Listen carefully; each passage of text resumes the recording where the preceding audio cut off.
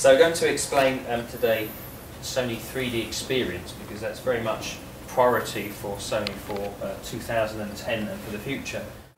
Then of course we have players, which could be PlayStation, could be Blu-ray player, and then finally display. So really the whole solution and our strengths as a company is, yes, we have hardware of course, but we also have the software part of the business to release content in 3D.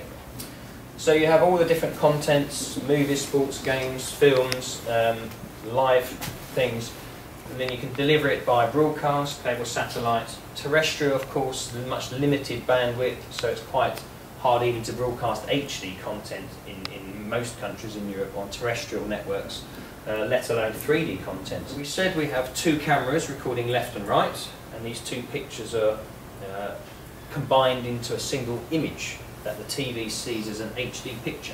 So here we have, this is so-called left, side by side, left eye and right eye. These are meant to be slightly different pictures. Or you have top and bottom, where this is the left eye and this is the right eye. Here this is kind of chessboard, where each pixel is a different eye, so left, one pixel left, one pixel right, one pixel left and one pixel right. So this is the broadcaster deciding what format to actually transmit the 3D contents in. The downside of these is that for each eye, it's only half the resolution of the full HD picture. So here you've got a left eye, but it's only half the real image. And in this case, alternate pixels are for the different eyes, so the resolution is less.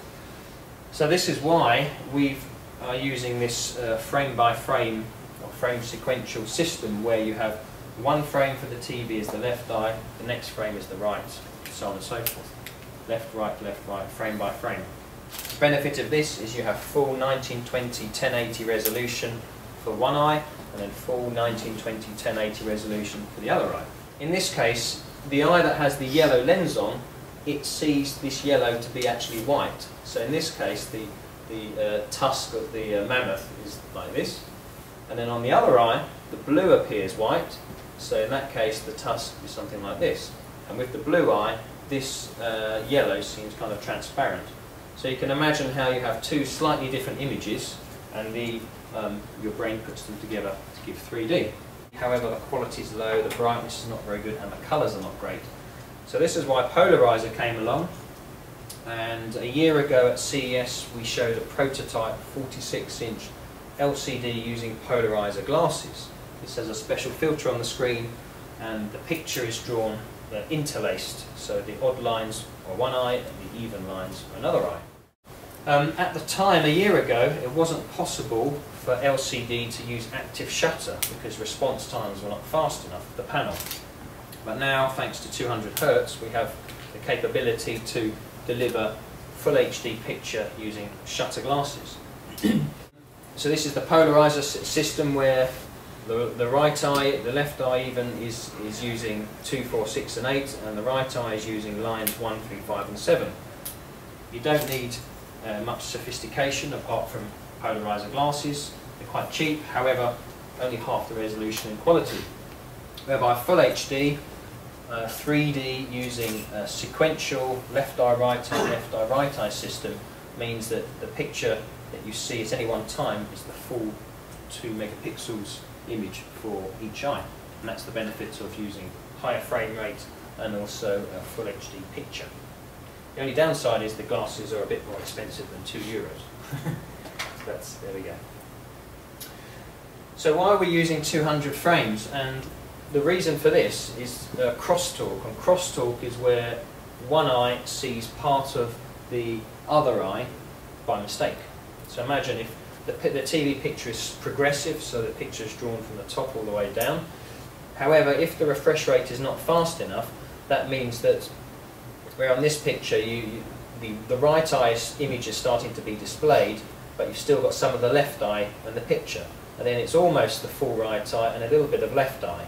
And then the next frame you have half the left and half the right.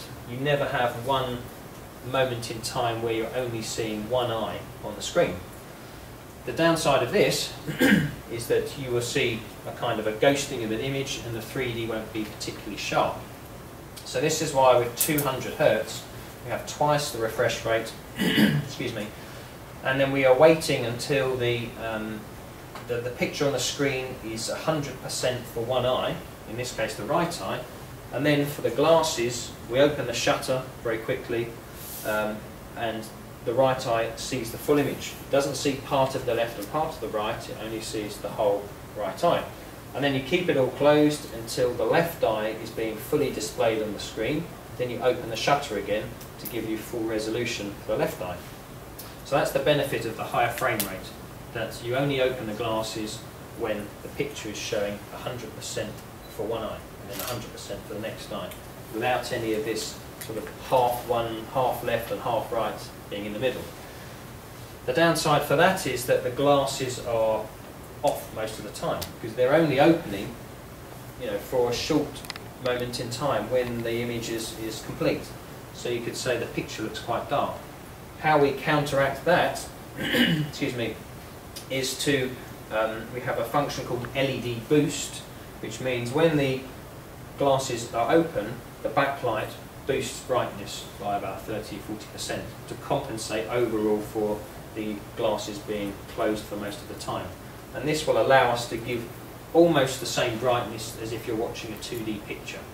So that's the benefit of 200 frames and this LED boost function. Doesn't that compromise the black, the level of the black on the? Not really, no, because most of the time the picture's dark anyway because of the glasses. But when the picture is on, your brain remembers the black frames because the glasses are closed. So then when you open the shutter, you need to compensate for the black that's already been displayed on the eye. Otherwise, the actual image here will be still quite dark. So that's why you still want to get a bright picture, but the contrast will still be quite high because of the LED technology and the local dimming and everything else built into it that we see like on the HX series to your left. So that shouldn't be affecting at all. So we have 200 frames. We all know motion compensation, but for 3D we're using 200 pictures not to give a smooth image, but to show the same 3D images multiple times to make it more stable. So in the case of 3D, we do have 200 frames a second, but we don't do any motion prediction because we want to show the same image a couple of times and the right image a couple of times, so your eye sees images for a longer period of time. And as we said before, the higher frame rate means you open the shutter only when you see the full image on one particular eye. So and to conclude then, we've got full HD and we've got high frame rate. That's our benefits. We also have, or we will have, come launch time, some kind of function that converts from 2D to 3D. So even if you've got your existing Blu-rays, your existing camcorder pictures or your still images, you can press the 3D button on the TV and it will upscale it to 3D in the same way as DVD upscaling to HD. We can't show you that today because we only have very early prototypes of 3D, but this will be something that will come soon. Excuse me, for 3D to work we need the help of HDMI 1.4, which supports 3D content, which means higher data rate. Guido will explain more in a minute. Also it supports a control function so that from the player it tells the TV which eye is being open at any one time, and the TV then sends signal to the glasses to tell it which eye to open and which eye to close. So we need that function of 1.4 to actually enable 3D. However, you can use 1.3 cables. In fact, all these cables that we have here are 1.3 cables, but so they do support this 3D signalling. The only benefits of HDMI 1.4 are other things such as return channel and Ethernet connectivity, which are optional items for 1.4.